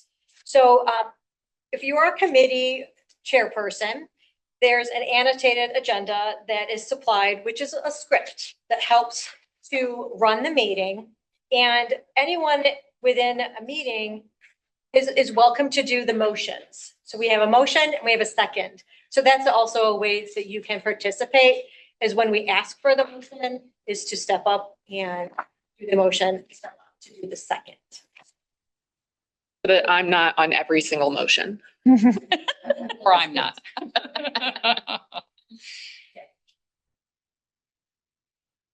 So the next one we're going to move on to is video locations and the sensitive microphones.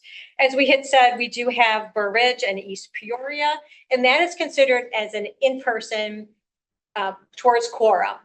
We always have on the agenda the main location, which majority of the time is here in Burr Ridge. But we, as Monica alluded to, we do go to other facilities or other libraries 2 times in a year.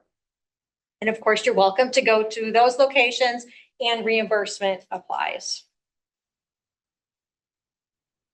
So the video and audio we are recorded. So keep in mind that there's a little discs on our desk here, the tables, that try to refrain from doing any side conversations because it will be picked up and it will be on the recording.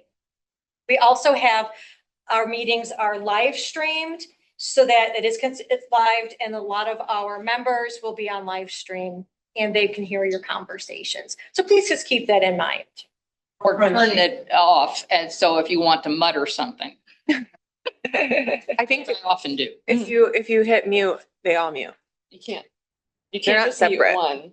So you could do it in But East in Peoria. Yes, just in me and East- Ron, yes. so I just turn it off. Yes, you can do it in East Peoria. We can't do it in Burr Ridge though. Well, that's disappointing. And as Karen just mentioned, if you have potato chips, things like that, those will. Jolly Rancher wrapper. We also have closed captioning, as you can see here on our screen. It's also in East Peoria. And you're welcome to, if you would also like to have on your computer, you can go into the Zoom account and make it on your computer. It is, however, annoying when there is a graphic up because the closed captioning almost always covers the important part of the graphic. It is unfortunate because we try to make it large enough so you can see it. If we make it smaller here in the room, you won't be able to read it. So we have tested that before, and I understand that can be an issue. Okay, moving on to email accounts for Rails board members. And you all have your separate email accounts. So thank you to all the new people for setting it up and contacting Ryan for your passwords. You're all set. So I will be sending emails just to your Rails email accounts going forward. I did have your personal ones just to start with, but now going forward, we're going to use the Rails email accounts. Keep in mind that all of the emails are subject to FOIA, and that's the reason why we do that for your Rails email account. If we are FOIA'd, your emails can be FOIA'd as well. And our IT department takes care of all of that, and that's why we don't want to go onto your personal accounts if we have a FOIA. Have you ever gotten a FOIA for emails? Not while I've been here. Joe, anyone? I mean, there are certainly FOIAs that have come through that might include things for words and emails. That has happened. I would say even in the time that I've been here, that has happened. It doesn't happen often, but it certainly could. I was just curious. Yeah, if it ever had. A lot of people go through their whole library career without a single FOIA request. So I was just curious what Rails record was. Not you though. Not me. Not me, but other people. Just in case, we want to make sure. Oh yeah, for sure. I just was curious if it had ever happened here. And we do, just so you know, that was actually something we just started a couple of years ago, is we do a rundown of all the kind of FOIA requests and Open Meetings Act requests, kind of things that we would get during any course of any year, and we'll share it with you. So that'll actually be pretty soon in August or September. You'll receive that too. As we're talking about emails, the other thing is I want to keep in mind is do not reply all if you receive an email. And there's actually a little trick that I use is if it's a blind carbon copy, you can't reply all. It's never going to happen to reply to everyone. So you won't see who also is on that list, but just in case I forget to do blind carbon copy, just reply to myself or whoever is sending you the email. And the reason for that is it will be considered a violation to Open Meetings Act. So we don't want that to happen. Same thing with the committees. When a member of the admin team sends you an email, the same thing applies. You just want to reply just to the sender and not replying all. Any questions about that? Will there be frequent enough emails that daily checking is required, or is weekly adequate? Well, that's the next one here is the importance of checking regularly and responding promptly. So it's hard for me to say because it depends on your committees. Some committees meet quarterly and you're not going to see an email come out weekly. Myself, when it comes to the board, we meet monthly and I always send an email 2 weeks prior. And then I also send an email 1 week prior.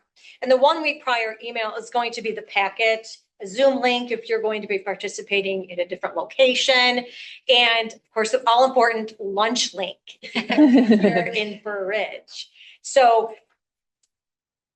what would you say, Monica? Would you say? I think that if you are concerned about that, it's best to work with our IT team about the potential to get an alert when one comes through so that you can get to it quickly. I think that there are things from time to time that are important. If we need to get a hold of you, like we know other ways to do that. So it's not always super important, but there are committees like our policy committee where we have a really short turnaround in terms of their comments on different policy pieces. So they would need to check frequently. So it really does depend a bit by the type of work you're doing for the board.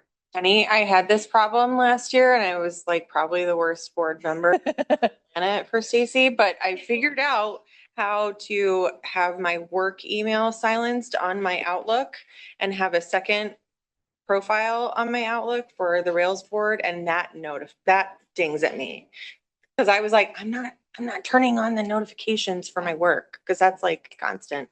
But anyway, you could do it on that to find what a solution that works for you. Ryan has offered, you can email him. You all set up with your accounts with Ryan. Just reach out to him and he's happy to help you. Bus is around today. Oh, yes. If you want to. Yeah, Brian's on vacation today. Okay, let's see. Also, you'll notice if you are on different platforms, if you change from your tablet to your phone to your computer, you'll also get that pop-up, which is the Duo part. And don't be worried about that. You just have to go to your cell phone and you have to just click at that. It's a secure network. Okay. You want to add anything, Monica? No? Okay. Can I add something real quick? Yes. Because it's happened to me multiple times. If you get an email from anybody other than Stacy or Monica, like somebody from the board, don't answer it because they shouldn't be contacting you. And it's usually one of those, what's it called, that tries to get Phishing. Phishing. So what I do is anybody, no matter what they're asking, I usually forward it to the IT department and I ask, is this legit or not? And then they'll let me know whether it is or not. In every single case, it has not been. I'm really glad you mentioned that, Karen. I think that is something we will do more cybersecurity training with the board annually, but we do have instances from time to time where you will get a spoofed email that looks like it's coming from me or looks like it's coming from the president. I think you asked me for money once. Gift cards, that's the frequent ask. And so just please be aware, I will never ask you for funding or gift cards. If I ever do, please call me on the phone and say you promised me you would never do this. But we do get those from time to time. There's often the marker that's if you look at the actual email address, though it says it's coming from Monica Harris, it'll be a different email address than that Monica Harris at railslibraries.org. But just forward it on to Stacy, to me, or to the IT department, as Karen mentioned, and we will take care of it. But that's a really good warning. It does seem to happen, especially when you get new emails. Yeah. They seem to also pay attention to when new board members are coming on board and sometimes target them. Yeah.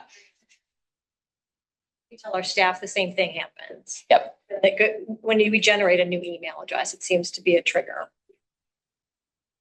Okay, moving on. Adhering to Open Meetings Act. Every board trustee is required to take the Open Meetings Act training, and the certification is required. And all of you have taken care of that. And so we don't have to worry about that. But basically, we follow it with everything by posting the agenda and following quorum rules. And public comments also follow suit with Open Meetings Act. If you have any questions about the certification, just let me know. Two more things. Great. So very quickly, we have a buddy system here at Rails, which means that following the July meeting, we are going to assign you with someone who's a more veteran member of the Rails board that is your buddy on the Rails board. That is just a person you can reach out to with questions. They may just check in with you from time to time just to see if you have anything that you'd like clarification on. It's really just intended as an opportunity to have some information sharing that's in a one-on-one way. So pay attention to that, and we'll get that for you sometime before that August meeting. Secondarily, in your packet, and this is something that Dan mentioned briefly in his introduction, in 1.6, there's a little highlight for your L2 user account. So there are lots of valuable things in this folder that I would encourage you to take a look at when you have time. But that L2 user account tells you how to get signed up for L2. Some of you may already have L2 accounts that you're actively using. But if you don't, we do ask that you sign up for that immediately. There are parts of the Rails website that you cannot access if you are not logged in with your L2 account. That means you'll miss out on a lot of the content that we're sharing and the things that we're doing. And as a Rails board member, we want to make sure that you're informed and sharing. So highly encourage you, if you do not have an L2 user account, to sign up for that first.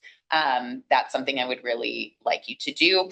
There are lots of other great resources in here. If you're really wonky about legal and you want to read through the Illinois Library Laws and Rules or the Illinois Library System Act, those things are all really helpful. I'm not going to go through them today. But if you're going through this and you have questions that you would like to share with us, please do. We would love to talk with you more about all of the things that are in this packet. But in the interest of time, we're going to take some time now. So just any questions before we get into a little bit of.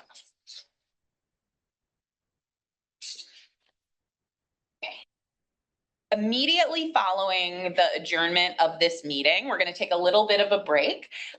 Ola will be available to take some headshots for people who haven't done that already. So we have a nice new photo of you for the Rails website. We are also going to do a tour of the building.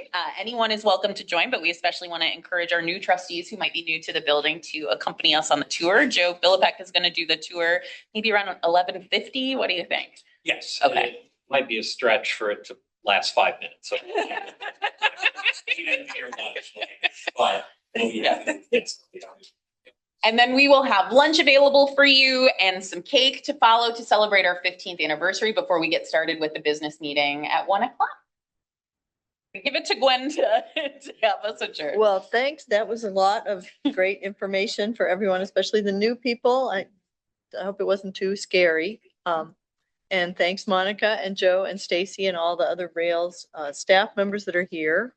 Does anyone have any other questions before I adjourn this meeting? Who wants this? Stacy? Okay. And then also inside is the Rails board member description. Looks like there's a signature page. That page. You did it when you first joined. Okay. I'll have to sign it every year. Okay. Okay. All right. Thank you. Any other question? Okay, well, I will adjourn this meeting at 11:35.